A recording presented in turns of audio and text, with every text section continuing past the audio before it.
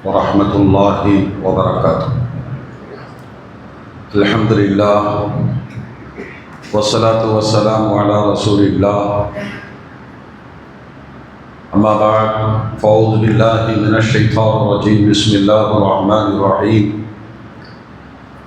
ولنبلونكم بشيء من الخوف والجوع ونقص من الأموال والأنفس والثمرات وبشر الصابرين. وقال النبي صلى الله عليه وسلم: ملة أبيكم إبراهيم. صدق الله العظيم وصدق رسوله النبي الكريم.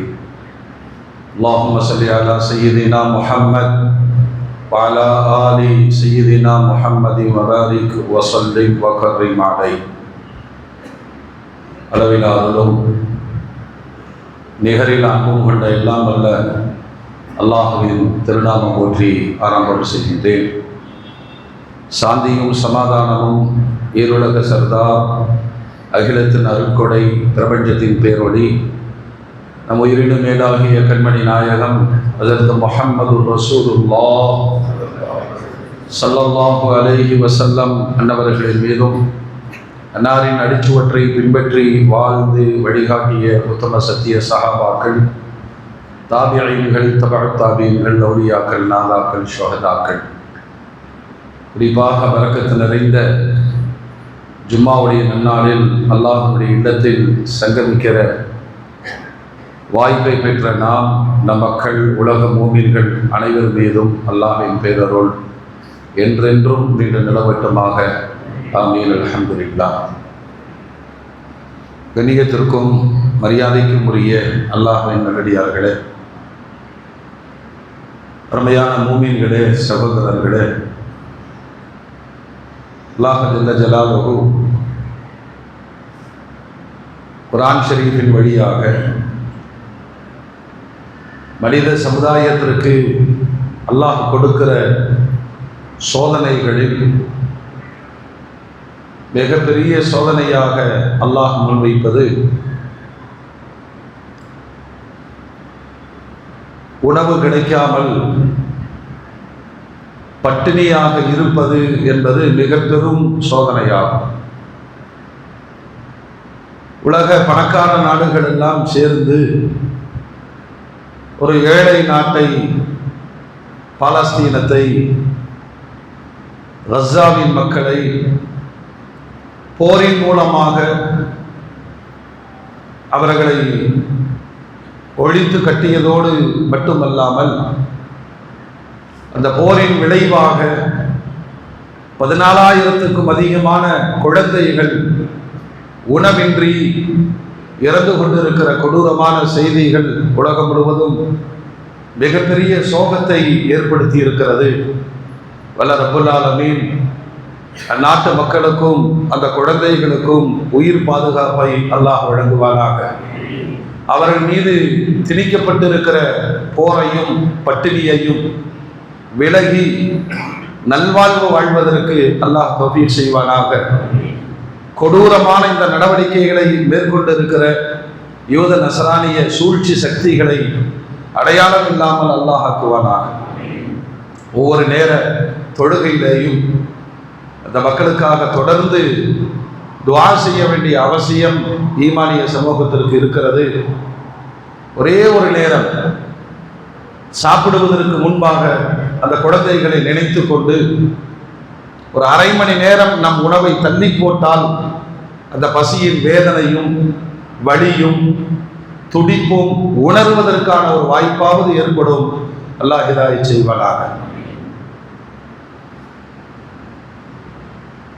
புனிதமான துல்காதா மாதத்தின் கடைசி ஜும்மா,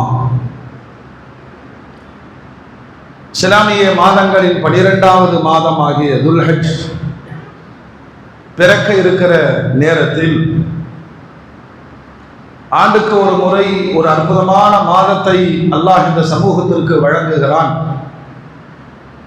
அந்த மாதத்தின் பெருமையும் தனி அந்தஸ்தும் எதுவென்று சொன்னால், எல்லா வணக்கங்களும் ஒரு மாதத்தில் சங்கமிக்கிறது என்று சொன்னால் அது துல்ஹஜ் மாதம் மட்டுமே. ஏனைய 11 மாதங்களில் கலிமா, தொழுகை, நோன்பு, ஜகாத்து எல்லாம் நிகழும். துல்ஹஜ் மாதம் மட்டுமே ஹஜ்ஜையும் உள்ளடக்கிய இஸ்லாமிய 5 கடமைகளை ஒருங்கிணைத்து இந்த உலகத்திற்கு தருகிற பேர் அற்புதத்தை அல்லாஹ் அந்த மாதத்தின் வழியாக உலகத்திற்கு தருகிறார். நபிகள் நாயகம் ஸல்லல்லாஹு அலைஹி வஸல்லம் இந்த ஹஜ் என்ற அமலை முறைப்படுத்தி தந்து அந்த பாக்கியம் உலகம் முழுவதற்கும் கிடைப்பதற்கான ஒரு 3 அமல்களை இந்த உலகத்திற்கு கற்றுத்தந்தார். ஒன்றாவது, ஒரு சாமானிய மனிதர் ஹாஜியாக மாறுகிற பெரும் வாய்ப்பு அரஃபாவுடைய மைதானத்தில் நிகழ்கிறது. வருடமெல்லாம் திறந்த வெளி மைதானமாக இருக்கிற அந்த பொட்டல் காடு துல்ஹஜ் பிறை 9ஆம் நாள் அன்று அங்கு வந்து தங்குகிற சாமானிய மனிதர்களை அல்லாஹ்விற்கு பிரியமானவர்களாக மாற்றி தருகிற அற்புதம் அரஃபாவுடைய நாள். ஹாஜிகள் அதை அங்கே அனுபவிக்கிற நேரத்தில் உலகத்தில் வாழுகிற எல்லா மூமின்களும் அரஃபாவுடைய நோன்பை வைப்பதின் வழியாக அந்த நன்மையில் பங்கெடுக்கிறார்கள். ஒரு ஆண்டினுடைய பாவங்களை மன்னிக்கும் அந்த ஒரு நோன்பு என்று நபிகள் நாயகம் ஸல்லல்லாஹு அலைஹி வஸல்லம் கற்றுத் தந்தார். இரண்டாவது, ஏழைகளுக்கான ஒரு மனக்கவலை. பக்கத்து வீட்டுக்காரர் ஹஜ்ஜுக்கு போறாரு, எங்க மாமா ஹஜ்ஜுக்கு போறாரு, என்னோடு படித்தவர் ஹஜ்ஜுக்கு போகிறார், எனக்கான அந்த வாய்ப்பை அல்லாஹ் எப்பொழுது வழங்குவானோ அந்த ஏக்கத்தை தீர்ப்பதற்கு நபிகள் நாயகம் ஸல்லல்லாஹு அலைஹி வஸல்லம் சொன்னார்கள், ஒவ்வொரு ஜும்மாவும் ஏழைகளுக்கான ஹஜ் பெருநாள் என்று நபிகள் நாயகம் ஸல்லல்லாஹு அலைஹி வஸல்லம் அடையாளப்படுத்தினார். உலகம் முழுவதும் ஜும்மாவிற்கான மரியாதையை இந்த சமூகம் பெருமானாருடைய காலத்திலிருந்து விடாமல் கடைபிடித்து வருகிறது. ஹாஜிகள் ஹஜ்ஜை நிறைவேற்றுவதற்கு ஆண்டுக்கு ஒரு முறை அந்த மைதானத்திற்கு புறப்பட்டு செல்ல வேண்டும். ஆனால் ஏழைகளுக்கு வாராவாரம் ஹஜ் தேடி வருகிறது. அல் ஜும்அத்து ஹஜ்ஜுல் ஃபுகராஇ வல் மசாகீன், ஏழை எளியோர்களுக்கான ஹஜ் என்று நபிகள் நாயகம் ஸல்லல்லாஹு அலைஹி வஸல்லம் குறிப்பிட்டார். மூன்றாவது, ஹாஜிகள் தங்களுடைய அமல்களில் அல்லாஹ்வினால் கடமையாக்கப்பட்ட ஒரு அமலை, ஒரு வாஜிபை குர்பானின் வழியே நிறைவேற்றுவார்கள்.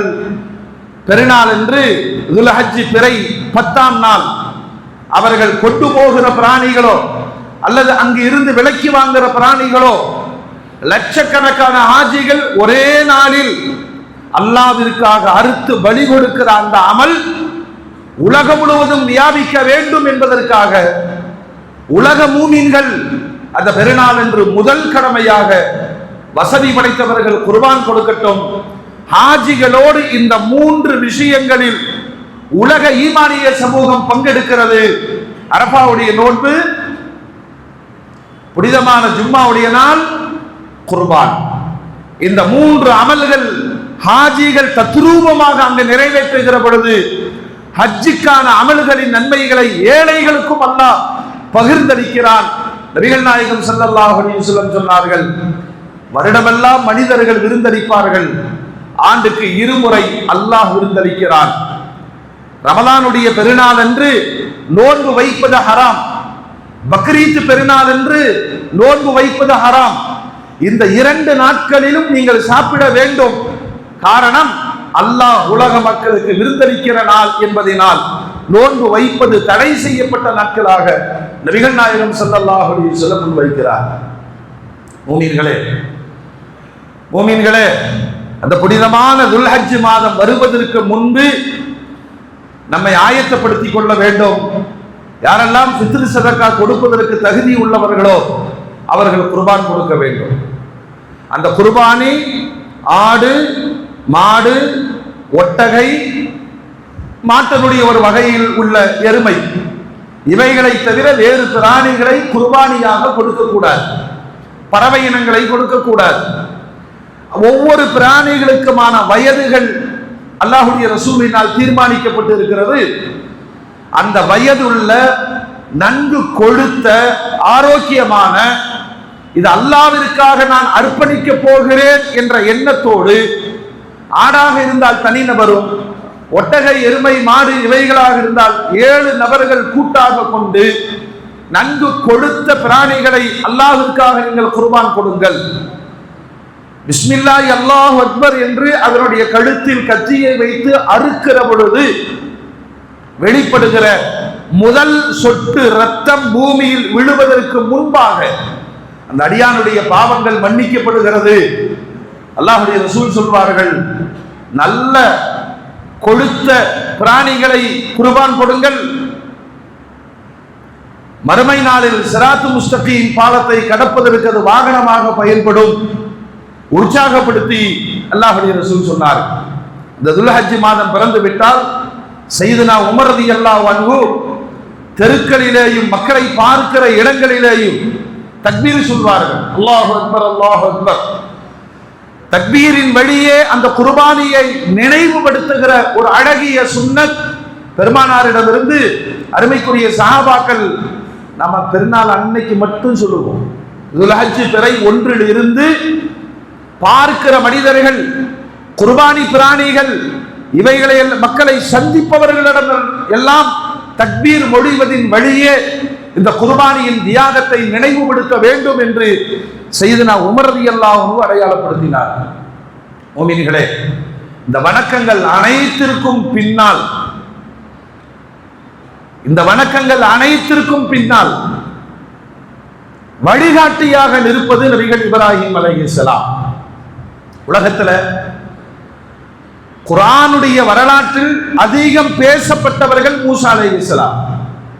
குர்ஆன்ல அதிகமா நீங்க தேடி பார்த்தீங்கன்னா மூசாங்கிற திருநாமமும் அவருடைய வரலாறுகளும் தொடர்ந்து வந்து கொண்டிருக்கும். 2வது இடத்தில் அதிகம் பேசப்பட்டவர்கள் நபிகள் சொல்லுங்க இப்ராஹிம் அலைஹிஸ்ஸலாம். ஆனா இந்த 2 பேருமே தௌஹீதுக்கான உண்மையான போராளிகள். குர்ஆன்ல அல்லாஹ் சொல்வான், ஒற்றை மனிதராய் வணக்கத்திற்குரியவன் அல்லாஹ் என்ற இந்த ஒரு வார்த்தைக்காக களமாடி உலகம் முழுவதும் ஒரு பெரும் ஈமானிய சமூகத்தினுடைய தலைவராக, நமக்கு மட்டுமல்ல, யூதர்களும் ஆபிரகாமை போற்றுகிறார்கள், கிறிஸ்தவர்களும் ஆபிரகாமை தலைவர் என்று சொல்லுகிறார்கள், ஈமானிய சமூகமும் எங்களுடைய தந்தை எங்களுடைய மார்க்கத்தை உருவாக்கியவர், அவருடைய மார்க்கத்தையே நாங்கள் பின்பற்றுகிறோம் என்று சொல்லுகிற அளவுக்கு உலகின் முப்பெரும் சமுதாயத்தினுடைய தலைவராக நபிகள் இப்ராஹிம் அலைஹிஸ்ஸலாம் இருப்பதை குர்ஆன் கோடிட்டு காண்பிக்கிறது. நிறைய இடங்களில் இப்ராஹிம் அலைஹிஸ்ஸலாத்துடைய வரலாற்றை அல்லாஹ் முன்வைத்துக் கொண்டே இருக்கிறான். கியாம நாள் வரைக்கும் நீங்கள் செய்கிற ஒவ்வொரு அமலுக்குமான பின்னணி காரணி நபிகள் இப்ராஹிம் அலைஹிஸ்ஸலாம். ஹஜ்ஜுக்கு போறாங்களே, இவ்வளோ பெரிய இபாதத்திற்கு பின்னால் அவர்களுடைய ஒவ்வொரு நடவடிக்கையும் இப்ராஹிம் அலைஹிஸ்ஸலாத்தை வெளிப்படுத்தும் அமலாகத்தான் இருக்கும். அதுல இப்ராஹிம் அலைஹிஸ்ஸலாத்தினுடைய மிகப்பெரிய ஒரு குணம், ஒரு சமூகத்தையே இயக்கி இருப்பதை அல்லாஹ் குர்ஆனிலே அடையாளப்படுத்துவான். மிகச் சிறந்த விருந்தோம்பலுக்கு சொந்தக்காரர் இப்ராஹிம் அலைஹிஸ்ஸலாம். ஒரு நாள் கூட விருந்தாளி இல்லாம சாப்பிட மாட்டாங்க. ஏன்னா உணவு அதற்கான மரியாதை என்பதை பொதுவா நாமெல்லாம் விருந்தாளிக்கு வர்றாங்கன்னா அடுத்த என்ன செலவு வந்துருச்சு நினைப்போம். விருந்தாளிகளை அனுப்பி வைப்பவன் அல்லாஹ். எவர்கள் வீட்டிற்கு அதிகமாக விருந்தாளிகள் வந்து போகிறார்களோ அவருடைய வீடும் அவருடைய பொருளாதாரத்திலும் அபிவிருத்தி பரக்கத்து ஏற்படும். அது செலவு அல்ல. விருந்தாளிகளின் வரவு அல்லாஹ்வுடைய வரவு, வானவர்களின் வரவு. ஒரு நாள் கூட வாழ்க்கையில் இப்ராஹிம் அலைஹிஸ்ஸலாம் விருந்தாளி இல்லாமல் சாப்பிட்டதில்லை. உணவுகள் தயாராக இருக்கிற பொழுதும் ஏதாவது ஒரு விருந்தாளி கிடைப்பாரா? இந்த மனோநிலை இப்ராஹிம் அலைஹிஸ்ஸலாத்திடம் அதிகமாக இருந்தது. அந்த சமூகத்திற்கு அந்த தாக்கத்தை ஏற்படுத்தியது. மகன் இஸ்மாயில் அலைஹிஸ்ஸலாம் வழித்தோன்றலாக நபிகள் நாயகம் ஸல்லல்லாஹு அலைஹி வஸல்லம் இல்லையா, பெருமானாரிடம் அதிகம் கேட்கப்பட்ட கேள்விகளும் அதற்கான பதில்களும். நபிகிட்ட வந்து கேட்கிறாங்க, ஐயுல் இஸ்லாமி அஃதல். நிறைய கேள்விகள் பெருமானாரிடம் முன்வைக்கப்பட்டிருக்கிறது. இஸ்லாத்துல ரொம்ப சிறந்தது எது? பல கட்டங்களில் கேட்டவரின் கேள்விக்கு தகுந்த பதில் சொல்லி இருக்கிறார்கள் பெருமானார். ஆனால் அதிகபட்சமாக சொன்ன வார்த்தை என்ன தெரியுமா? இத்ஆமு தஆம். நாயகமே, இஸ்லாத்தில் மிக சிறந்தது எது? அல்லாஹ்வுடைய ரசூல் சொல்வார்கள், பசித்தவர்களுக்கு உணவளிப்பது. இது அரபு சமூகத்தையே கட்டி போட்ட ஒரு நாகரிகமாக இருந்தது. இன்றளவும் விருந்தோம்பலில் முதன்மையானவர்கள் யாருன்னு கேட்டா அரபுகள் தான். உலக வரலாற்றிலே இப்ராஹிம் அலைஹிஸ்ஸலாம் வழியாக வந்த அந்த விருந்தோம்பல் ஈமானிய சமூகத்திலே அது பரிமாறப்பட்டு இன்று வரையிலும் நம்ம சமூகத்துல பாத்தீங்கன்னா ஏதோ ஒரு வீட்டுல ஏதாவது ஒரு தாவத்து சொல்லுங்க நடந்துகிட்டே இருக்கு. இந்த தாவத்திற்கு ஒரு பேர் வைப்போம். அல்லாஹ்வுடைய ரசூல் முறைப்படுத்தி நமக்கு கற்றுத் தந்திருக்கிறார்கள். விருந்துகள் என்பது அரபுகளுடைய சமூகத்தினுடைய வழக்கத்துல இந்த உம்மத்திற்கு வழமையாக்கப்பட்ட சில விருந்துகள், சுன்னத்தான விருந்துகள். அதுல முதன்மையானது எதுன்னு பார்த்தீங்கன்னா வலிமா விருந்து. கல்யாணம் சார்ந்த விருந்துகளில் இபாதத்தாக பெயர் பெற்ற ஒரே விருந்து சொல்லுங்க. நாம அதிகமா வலிமால பங்கெடுக்கிறோமா, கல்யாண சோத்துல பங்கெடுக்கிறோமா? அது இல்ல, இது இருக்கு. இருப்பதை இல்லாமலாக்கி இல்லாததை இருப்பதை போன்று கல்யாணத்துக்கு போகணுமே, வலிமாவுக்கு போகணுமேன்னு சொல்லணும். இப்போ வலிமா விருந்து மட்டும்தான் திருமணம் சார்ந்த விருந்து. மற்ற விருந்துல கூடாதுன்னு சொல்ல வரல, கூடாதுன்னு அல்ல. இப்போ பெண்ணு பார்க்க போறாங்க, அப்போ ஒரு விருந்து. சக்கரை போட போறது, அப்புறம் ஒரு விருந்து. ஊருக்கு ஊருக்கு பழக்கங்கள். விருந்து குற்றம் அல்ல, ஆனால் இபாதத்தாக மாறுவது எது? கல்யாண விருந்துல தான் அடுத்தவனை அழுக வச்சு சாப்பிட்டு வர்ற சாப்பாடு. கரெக்டா? இன்னொருத்தனை அழுக வச்சு பீஸ் கம்மியா இருக்கு, டேஸ்டா இருக்கு, ஆனா இந்த சாப்பாட்டுக்கு பின்னாடி ஒருத்தனுடைய அழுகை இருக்கிறது என்பதை உணர மறுக்கிறோம். வலிமாவை பெருமானார் சொன்னார்கள், மாப்பிள்ள நீ சந்தோஷப்பட்ட உன் சந்தோஷத்தை மற்றவர்களுக்கு விருந்தின் வழியே பரிமாறிக்கொள். அதுதான் மாப்பிள்ள போடுற விருந்து தான் வலிமா விருந்து. இரண்டாவது அல்லாஹ்வுடைய ரசூல் சொல்வார்கள் அகீகா. ஒரு குழந்தை பிறந்த உடனே இஸ்லாமிய மரபுகளில் அந்த குழந்தையை உள்ளெடுக்க வேண்டிய அவசியம் சமூகத்திற்கு இருக்கிறது. முதல்ல பிறந்த உடனே அதனுடைய வலது காதில் பாங்கும் இடது காதில் இக்காமத்தும் சொல்லணும். அதுக்கெல்லாம் வாய்ப்பு இல்லை. ஏன்னா பிறந்த உடனே ஏதாவது பிரச்சனைன்னு சொல்லி பெட்டியில் இன்குபேட்டர்ல வச்சிடுறாங்க. 3 நாள் கழிச்சு தான் தாயே பார்க்குது. இருந்தாலும் ஒரு சின்ன வாய்ப்பு, தாய் செய்யலாமே, அருகில் இருக்கிற தந்தை செய்யலாம், உடனே வாங்க சொல்லி விடுங்கள். அதனுடைய செவிகளில் விழுகிற முதல் வார்த்தை அல்லாஹ்வுடைய அழைப்பு வார்த்தைகளாக இருக்கிறோம். இரண்டாவது, குழந்தையினுடைய 7வது நாள் தலைமுடி எடுத்து அந்த முடி அளவுக்கு வெள்ளி ஒரு 1.5 கிலோ வருமா? சொல்லுங்க, 1.5 கிலோ வருமா முடி? 2 கிராம் 3 கிராம். இன்னைக்கு கிராம் 100 ரூபான்னு போட்டா 300 ரூபா. 1 வெள்ளி அல்லது வெள்ளியினுடைய அளவுக்கு சதக்கா செய்து விடுங்கள். ஒரு குழந்தைக்கு மார்க்கம் செய்ய சொல்லுகிற கடமை இது. பெருமானார் சொல்றாங்க 7வது நாள் முடியல, அதுக்கு தலையில் அவ்வளோ சக்தி இல்லை, டாக்டர் வேணான்னு சொல்றாங்கன்னா அதுக்கு மேல நீங்க எப்ப வேணாலும் வலிச்சுக்கலாம். ஆனா இந்த முடி அளவுக்கு தர்மம் சதக்கா வெள்ளி செய்ய வேண்டும். அடுத்த அல்லாஹ்வுடைய ரசூல் சொன்னாங்க, ஆண் குழந்தையாக இருந்தால் 2 ஆடுகள், பெண் குழந்தையாக இருந்தால் 1 ஆடுகள். இதுக்கெல்லாம் சக்தி இருக்கு இல்ல அப்படிங்கிறதெல்லாம் இல்லை. உன் குழந்தைக்கு நீ செய்ய வேண்டிய கடமை 2 ஆடோ 1 ஆடோ அறுத்து அகீகா கொடுத்து விடுங்கள். இதற்கு ஒரு காரணத்தையும் பெருமானார் சொன்னார். குழந்தைகளை வழிகெடுக்கிற ஒரு சைத்தான் இருக்கு. குழந்தைகளை வழிகெடுக்கிற, சொல்லுங்க, நம்மளே கொஞ்சி மகிழ்ந்த குழந்தையை தான் சொல்லுவோம் சைத்தான் சைத்தான். அவன் உடனே திருப்பி கேட்கிறான், சைத்தானுக்கு பிறந்தது அவுலியாவா இருக்கும்? திட்டமா இல்லையா? குழந்தைகளை வழிகெடுக்கிற சைத்தானுக்கு பேர் உம்மு சிபியான். அந்த ஷைத்தானிடமிருந்து குழந்தையை பாதுகாப்பதற்கான பலியிடுதல் தான் அகீகா. அதனாலதான் அது கரியாகவோ சமைத்தோ நீங்கள் சதக்கா செய்து விடுங்கள். அது சதக்காவா போறதுதான் நல்லது.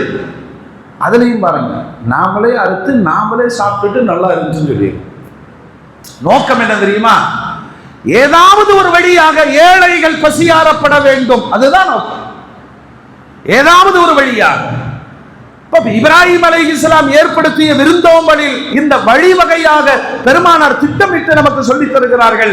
வலிமா போடுங்க, இபாதத், அது அகீகா கொடுங்கள். பொதுவா விருந்தாளிகள் வருகிற பொழுது கொடுக்கிற ஒரு விருந்து உபசரிப்பு அழகிய சுன்னத்.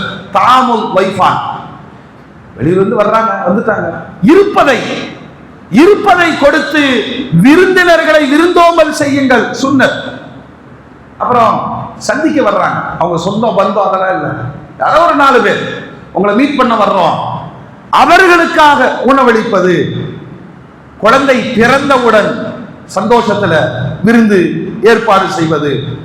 பொதுவான சில அழைப்புகள், வீட்டில் ஒரு விருந்து வச்சிருக்குங்க, காரணமே தேவையில்லை. பொதுவான விருந்துகள் அல்லாஹ்வுடைய ரசூல் ஆமோதித்திருக்கிறார்கள். ஆண் குழந்தைகளுக்கு கத்தனா செய்யறது இந்த பழைய காலத்துல செஞ்சாங்க. அவனுக்கு மாலையெல்லாம் போட்டு ஊர்வலங்கள்லாம் கூட்டிட்டு வந்து சவுண்ட் விடுவாங்க, தீன் தீன் தீன். இப்ப எல்லாமே அனாச்சாரம் சொல்லி கத்தனா எங்கே முடிஞ்சிருது? ஆஸ்பத்திரியிலே முடிஞ்சிருது. டபக்கம் வெட்டியெல்லாம் சொல்லவே மாட்டேங்கிறான். அவனுக்கும் அப்படி ஒரு வரலாறு தெரியல.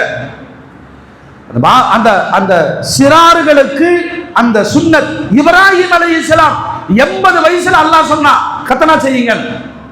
இதுக்கு முன்னோடி அவர் தானே. எப்படி அல்லாஹ் செய்யறது? ஆமா, உயிர் உறுப்பின் முன் தோலை அகற்றி விடுவது இன்றைய விஞ்ஞான உலகத்தினால் முன்வைக்கப்படுகிற ஆரோக்கியம். வேர்ல்டு ஃபுல்லாமே எல்லா ஆண் குழந்தையும் கட் பண்ணிடுறான். ஆனால் இங்கு ஒரு வணக்கமாக காட்டி தந்து 5000 ஆண்டுகளாய் உலகம் நடைமுறைப்படுத்துகிறது.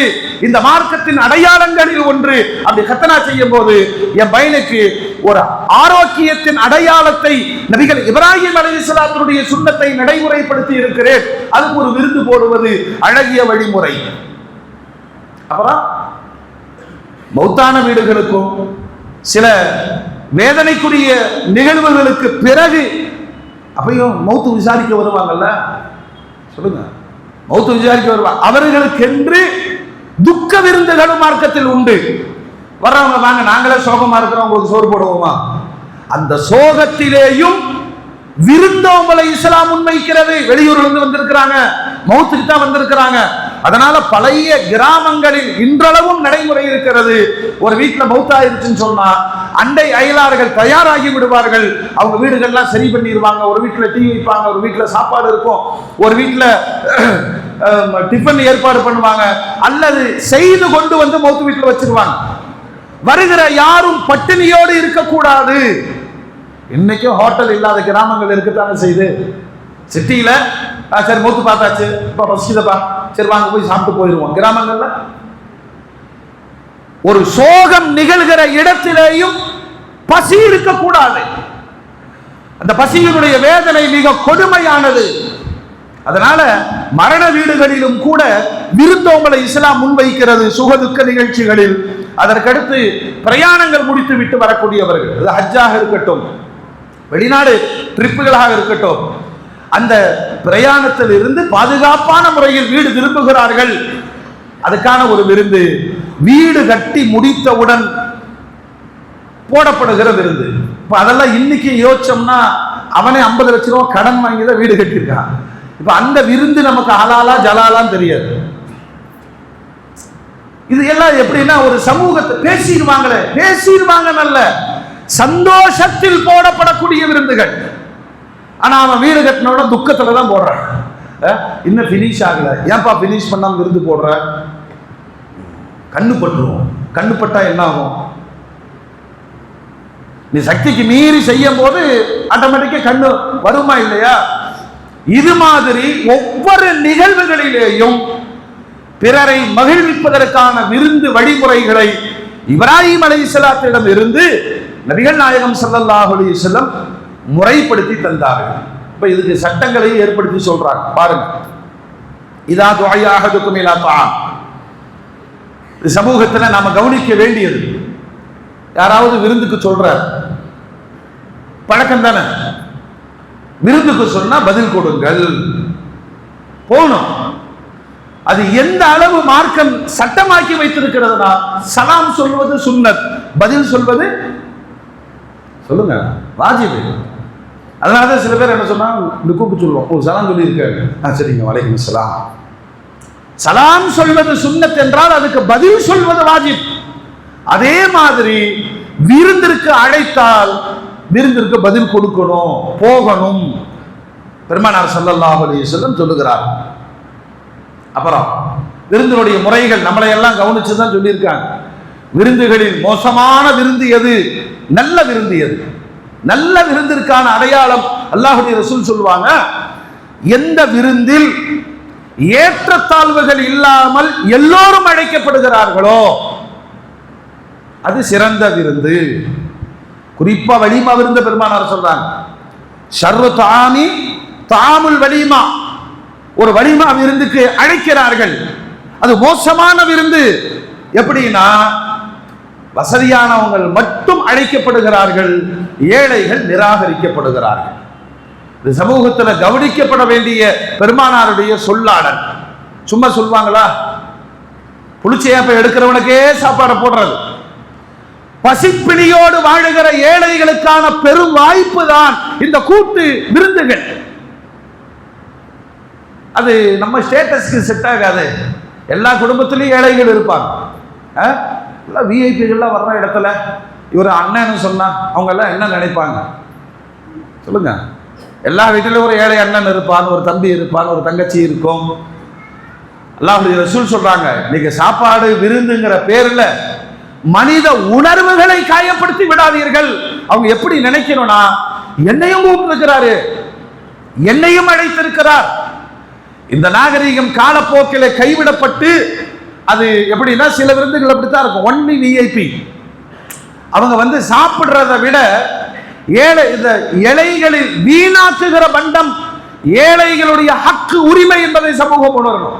அவன் ஏற்கனவே மத்தியானம் ஒரு விருந்தில் அட்டன் பண்ணிட்டான், இப்ப நைட்டு அழைக்கப்பட்டிருக்கான், அப்படி வர்றாரு கார்ல இறங்கினா அவனுக்கு எதுக்கு விருந்துங்க சொல்லுங்க? அவனுக்கு எதுக்கு சாப்பாடு வேண்டாம், ஜஸ்ட் ஒரு ஸ்வீட், ஒரு கூல் ட்ரிங்க்ஸ். ஆனா ஒரு ஏழை பரிதவிப்போடு இருக்கிறான், ஒரு நல்ல சாப்பாடு மாசத்துக்கு ஒருக்கா கிடைக்குமா, வர்றான் உரிமையோட சாப்பிடுறான், கூப்பிட்டது தாய் மாமன். அல்லாஹ்வுடைய ரசூல் சொல்றாங்க, விருந்துகளில் மோசமான விருந்து பணக்காரர்கள் மட்டும் அழைக்கப்பட்டு ஏழைகள் புறக்கணிக்கப்படுகிற விருந்து. விருந்து வந்துருச்சுன்னா எல்லாரையும் கூப்பிடு, உறவுகள்ல தானே கூப்பிட போறோம். நம்ம என்ன உலக மக்களுக்கு எல்லாம் விருந்து போட போறோமா? இல்ல, தெரிந்தவர்கள், உறவுகள், அண்டை அயலார்கள். அதில் ஏற்றத்தாழ்வு காண்பிக்க கூடாது, அல்லாஹ்வுடைய கோபத்தை ஏற்படுத்தும் என்று நபிகள் நாயகம் ஸல்லல்லாஹு அலைஹி வஸல்லம் தமிழ்ல சொல்லுவாங்க. ஆல்பாதி ஆமா, முல்லா நஸ்ருதீனுக்கு கல்யாணத்துக்கு அழைப்பு கொடுத்தாங்க. அவர் மாமூல் ட்ரெஸ்ல போயிட்டார், நார்மல் ட்ரெஸ்ல போயிட்டார், உள்ள விட மாட்டேன்ட்டாங்க. என்னடா இது ரொம்ப போச்சு, கூப்பிட்டு தானே வந்திருக்கிறான், ஒன்னையெல்லாம் யார் யார் கூப்பிட்டா துரத்தி விட்டாங்க. முல்லாவுக்கு புரிஞ்சு போச்சு, இங்க ஆளுக்கு மரியாதை இல்லை. உடனே போய் 2 ரூபா கடன் கொடுத்து ட்ரெஸ்ஸை வாடகைக்கு எடுத்தார். இப்ப நிறைய மாப்பிள்ளைகள் வாடகை ட்ரெஸ்ல தான் சுத்துறான். இது நம்மளை நாமே ஏமாற்றி இருப்பதில். இப்போ அல்லாஹ்வுடைய ரசூல் சொல்லுவாங்க, ஜும்மா போடுறீங்களா, குளியுங்கள், இருப்பதில் நல்ல ஆடை உடுத்துங்கள். அதான் பெருமானார் சொல்றாங்க, புத்தாடை அல்ல, இருப்பதில் நல்ல ஆடை, அதில் வெண்மையை தேர்வு செய்யுங்கள், நறுமணம் பூசுங்கள். இருந்தா தானே. இப்போ மாப்பிள்ளை பார்க்குறாரு, எல்லாரும் நம்மளை பார்ப்பாங்க, அதனால ஒரு 2500 ரூபாய்க்கு கோட்டு வாடகைக்கு வாங்கி அவரை அழகுபடுத்திக்கிறார். இப்போ முல்லா நஸ்ருதீன் வாடகைக்கு போட்டு விட்டு அப்படி நிற்கிறார். அதே ஆளுக இவரை வரவேற்கிறாங்க, வாங்க நல்லா இருக்கீங்களா, புரிஞ்சுக்கிட்டார். அரை மணி நேரத்துக்கு முன்னாடி நான் தான் வந்தேன், என்னை விரட்டினீர்கள். இப்போ மறுபடியும் போய் சாப்பாட்டில் உட்கார்ந்தவன சாப்பாடை எடுத்து கோட்டுக்குள்ள போட ஆரம்பிச்சார். இப்ப வீட்டுக்காரங்க என்னையா அநியாயமா இருக்காமா, இதுக்குத்தானே மரியாதை, ஆளுக்கு மரியாதை இல்லையே. இது கவனிப்பதற்கான ஒரு சிந்தனை. அல்லாஹ்வுடைய ரசூல் சொல்றாங்க, எங்கெல்லாம் ஏழைகள் புறக்கணிக்கப்படுவார்களோ அந்த விருந்து கோபத்திற்குரியதாக மாறிவிடும். அப்படின்னா இது தனித்தனியா பிரிக்க வேண்டிய அவசியம் இல்லை.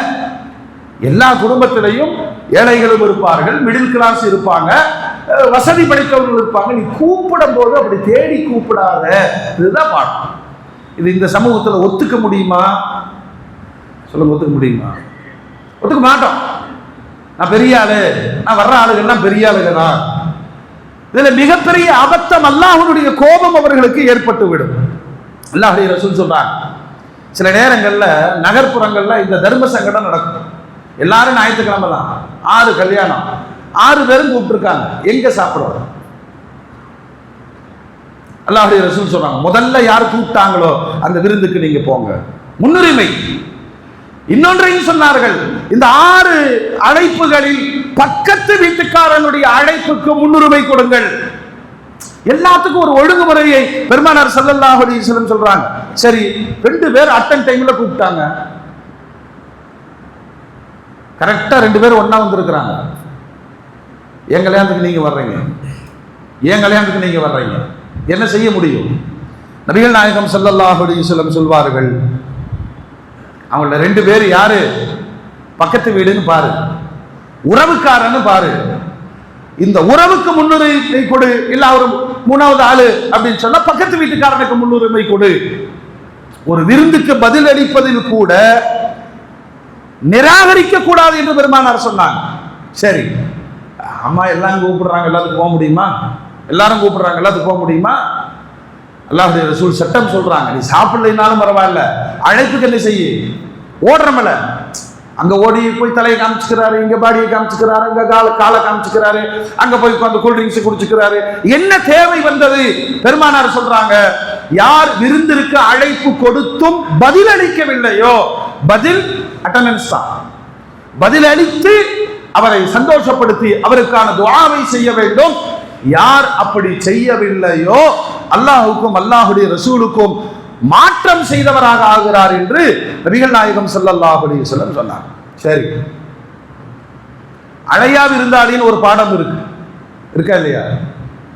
சொல்லுங்க, இருக்கா இல்லையா? அதெல்லாம் இந்த ஹாஸ்டல்ல தங்கி இருக்கிற காலேஜ் ஸ்டூடெண்ட்ஸ் எல்லாம் சண்டே அன்னைக்கு காலையில நேரமா எந்திரிச்சு குளிச்சு ஃபர்ஸ்ட் ஒரு ரவுண்டிங் போயிட்டு வர்றான், எந்த மண்டபத்துல என்னன்னு அழகா பரிமாறிக்கிறாங்க. மாப்பிள்ளை இங்க குஸ்கா தான் செட் ஆகாது, மாப்பிள்ளை அங்க பாசுமதி, இவங்க யாரா இப்படி விசாரிக்கிறாங்க, சொந்தக்காரனான்னு கேட்டா டைம் பாஸ். அப்படியெல்லாம் சில பேர் இருக்கிறாங்க. அல்லாஹ்வுடைய ரசூல் சொல்றாங்க, அழைப்பு இல்லாமல் ஒரு விருந்தில் பங்களிக்க கூடியவனுடைய நிலை என்ன? தஹல சாரிகன் வ ஹரஜ முகீரா, திருடனாக நுழைந்து கொள்ளைக்காரனாக வெளியேறுகிறார். அனுமதி இல்லாம போறது திருட்டு, வயிறு ஃபுல்லாயிட்டு வர்றது, இதுல இருந்து ஹலால் ஆக்குறது அவர் கையில தான் இருக்கு. யார் கையில? கூப்பிட்டவருடைய கையில. நீ யாரான்னு கேட்கிறாரு, நான் பொண்ணு வீட்டுக்காரங்க. ஐயோ, நான் தான் பொண்ணோட அத்தா. அப்படியா? அப்ப மாப்பிள்ளை வீட்டுக்காரன்.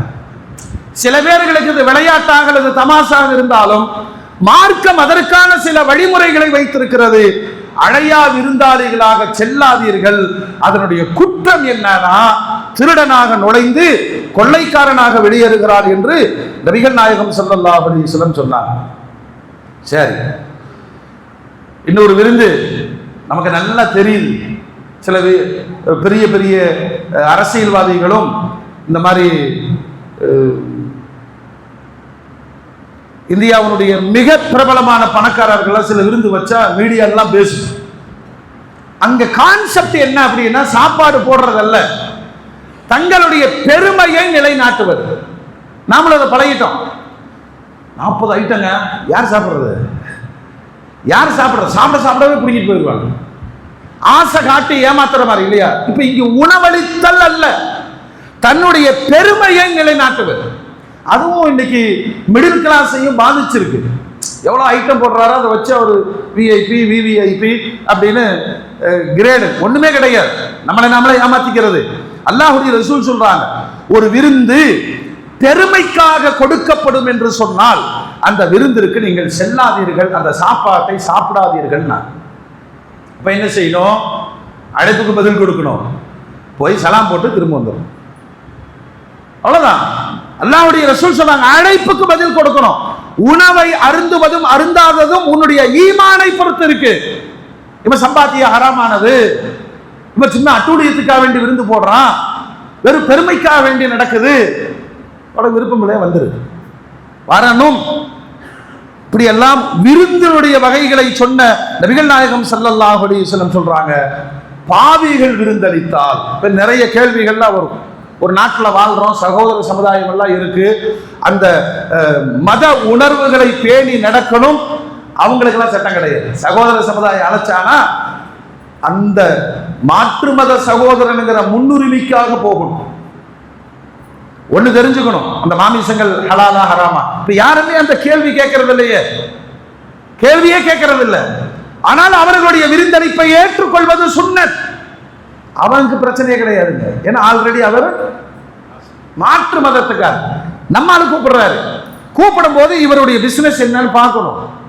இவர் எந்த வகையான பாவியும் தெரியுது, பாவம் செய்பவர் அப்படின்னு நல்லா தெரியுது. அவருடைய விருந்தை புறக்கணிக்க வேண்டுமாய் நபிகள் நாயகம் ஸல்லல்லாஹு அலைஹி வஸல்லம் சொல்லி இருக்கிறார். அடுத்து ஒரு அழகான மரபு குர்ஆன் சொல்லுது பாருங்க. பெருமானார் ஸல்லல்லாஹு அலைஹி வஸல்லம் முடித்த 11 திருமணங்கள், எல்லா திருமணத்திலேயும் வலிமா விருந்தை சரியாக நிறைவேற்றி இருக்கிறார்கள் பெருமானார். மோசமான சூழ்நிலைகளிலேயும் கூட. அப்ப என்னன்னா, தாவத்து தான் வைக்கணும். அது எப்படி வைக்கணும்னு அல்லாஹ்வுடைய ரசூல் சொல்லல. பேரித்தமிழம் கொடுத்து ஒரு பால் குவளை கொடுத்தாலும் அது என்னதான், விருந்துதான். அவரவர்களுடைய சக்திக்கு ஏற்ப விருந்தளித்தல். இதுல குர்ஆன்ல அல்லாஹ் சொல்றான், வலிமா விருந்துக்கு சஹாபாக்கள்லாம் வந்துட்டாங்க. வந்து உட்கார்ந்து நபிகிட்ட பேசிட்டே இருக்கிறார். பெருமானாரிடம் பேசுவது அவர்களுக்கு மிக சந்தோஷம், பேசிக்கிட்டே இருக்கிறாங்க. ஆனா அல்லாஹ்வுடைய ரசூலுடைய மனநிலை என்னன்னா, சீக்கிரம் போனாங்கன்னா பீவிட்ட பேசலாம்.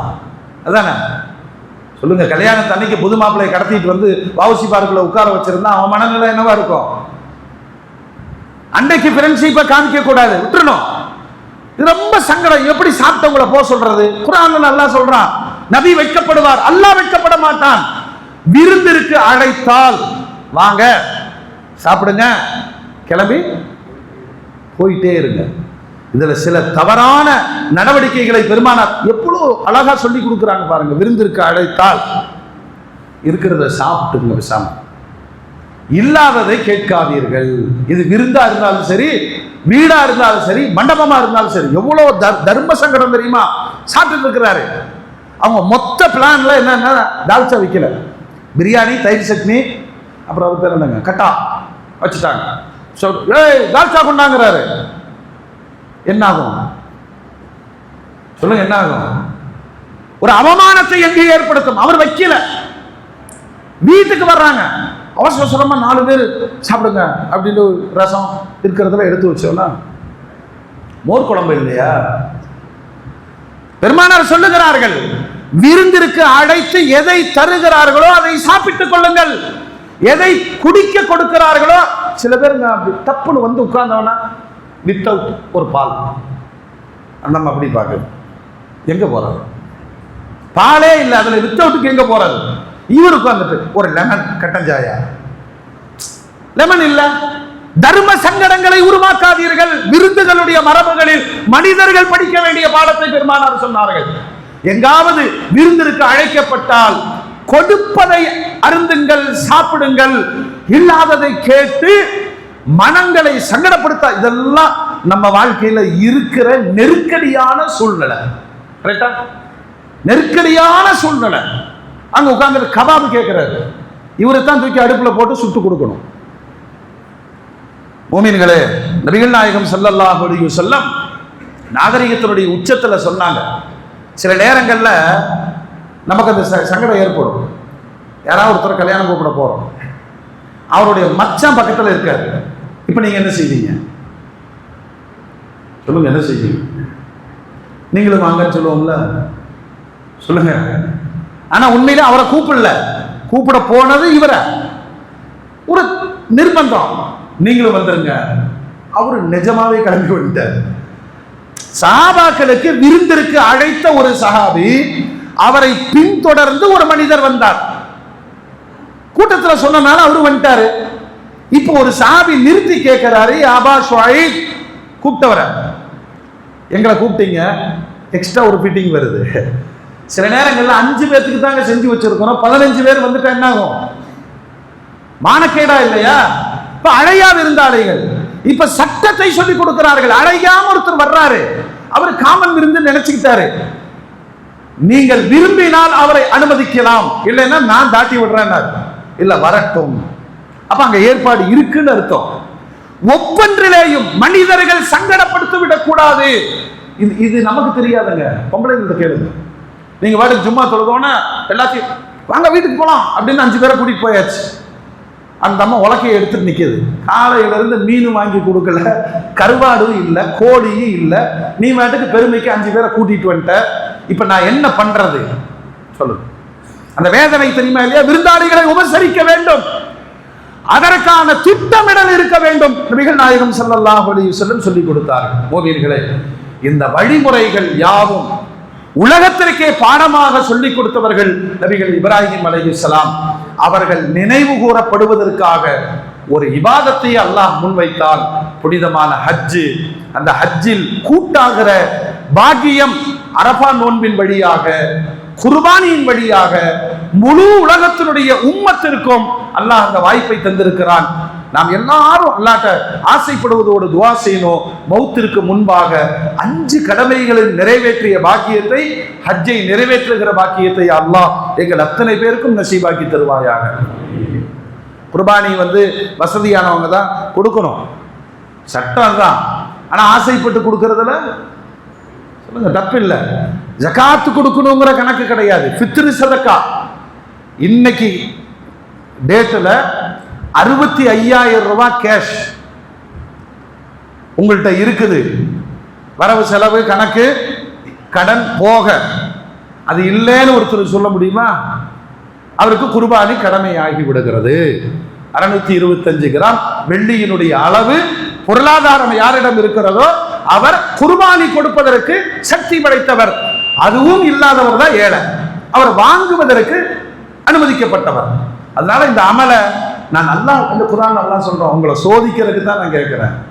நீங்க கொடுக்கிற ஆடு, மாடு, ஒட்டகம், அதனுடைய இறைச்சி, அதனுடைய ரத்தம், இது எதுவுமே அல்லாஹ்ட்ட போய் சேரா. அந்த காலத்துல என்ன செஞ்சாங்கன்னா, பிராணிகளை இழுத்துட்டு காபாவுக்கு முன்னாடி நிறுத்தி ஓங்கி வெட்டுவான். ரத்தம் காபாவின் மேல் பட்டு விட்டால் சந்தோஷப்படுவான். ஏன் குர்பானி அல்லாஹ் ஏத்துக்கிட்டான். தோலை தூக்கி காபா மேல போட்டுருவாங்க. அல்லாஹ்வுடைய ரசூல் இந்த மூடத்தனமான பழக்க வழக்கங்களை எல்லாம் மாத்தி சொன்னாங்க. அறுக்கிற ஆட்டு மாட்டை நீயே சாப்பிட்டுக்கணும், தோல் அந்த ஆடு மாடுக்கு பயன்பட்டதை எல்லாம் சதக்கா பண்ணிரு, உன்னோடு உறவுகளையும் சேர்த்துக்கொள், ஏழைகளையும் சேர்த்துக்கொள் அப்படின்னு நீங்களே சாப்பிட்டுக்குங்க. ஆனா உங்கள் எண்ணத்தை அல்லாஹ் பரிசோதிக்கிறான். எனக்காக குர்பான் கொடுன்னு சொன்னா இவன் காசு எடுக்கிறானா? தயவு செஞ்சு நீங்க பாருங்க, எண்ணம்தான் வாழ்வு.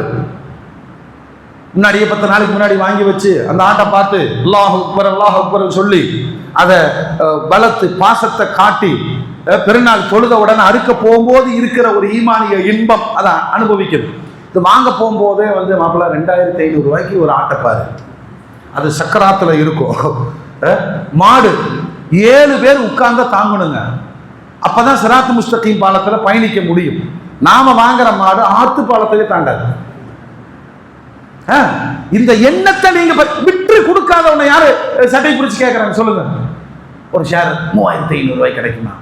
ஆமா, வாங்கி 7 பேர் இல்ல, 3வது ஆள் உட்கார்ந்தானோ டப்புன்னு மூத்தா போயிடும். இது இபாதத்து. அல்லாஹ் எல்லாத்தையும் கொடுத்திருக்கிறான். நான் அல்லாஹ்விற்காக கொடுப்பது இந்த ஆடு மாடு ஒட்டகம் மட்டும்தான். அப்ப எப்படி இருக்கணும் தெரியுமா? அந்த ஆட்டை பார்த்தா அவ்வளவு கம்பீரமா இருக்கணும். நீங்க பெருமையா சொல்லுங்களேன், 80,000 ரூபாய்க்கு இந்த ஆடு வாங்க, அப்படி கம்பீரமா இருக்கு. யாருக்கு கொடுக்க போற? அல்லாஹ்விற்காக கொடுக்க போற. இந்த மாட்டை பார்த்தா பயங்கரமா இருக்கணும். அதனாலதான் சில சட்ட வடிவங்கள் எல்லாம் தந்திருக்கு.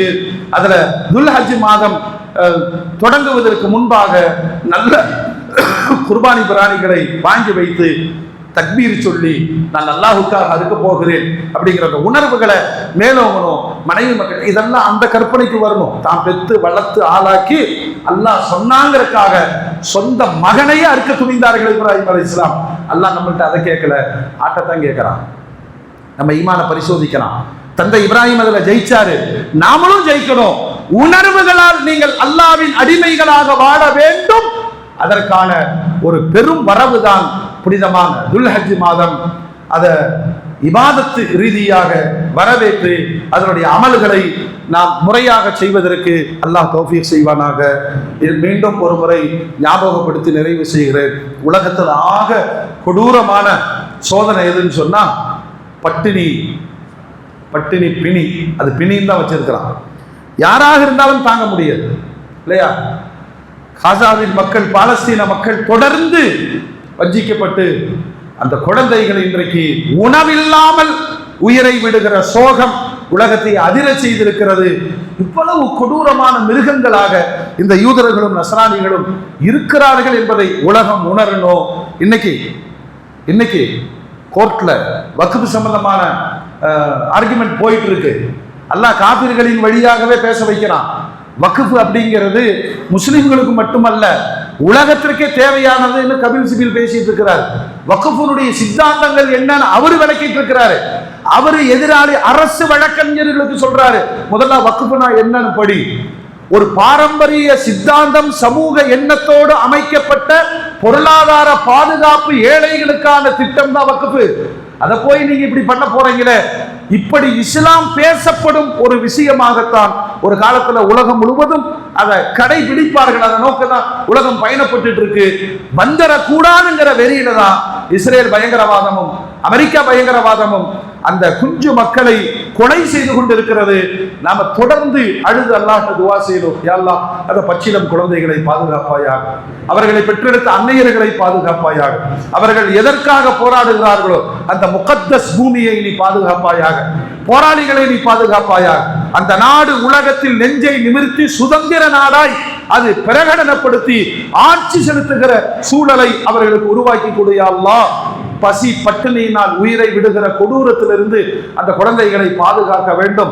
அரபு நாடுகள் அதற்கு முன் வர வேண்டும், மனமாற்றங்கள் ஏற்பட வேண்டும் என்று நம் சக்தி அவருக்காக துவா செய்வது. அந்த துவாவை ஒவ்வொரு தொழுகையிலும் நாம் வெளிப்படுத்த வேண்டும். அல்லாஹ் தௌஃபீக் செய்வானாக. அந்த குழந்தைகளுக்கு நல்ல சிறப்பான மறுவாழ்வை அல்லாஹ் வழங்குவானாக.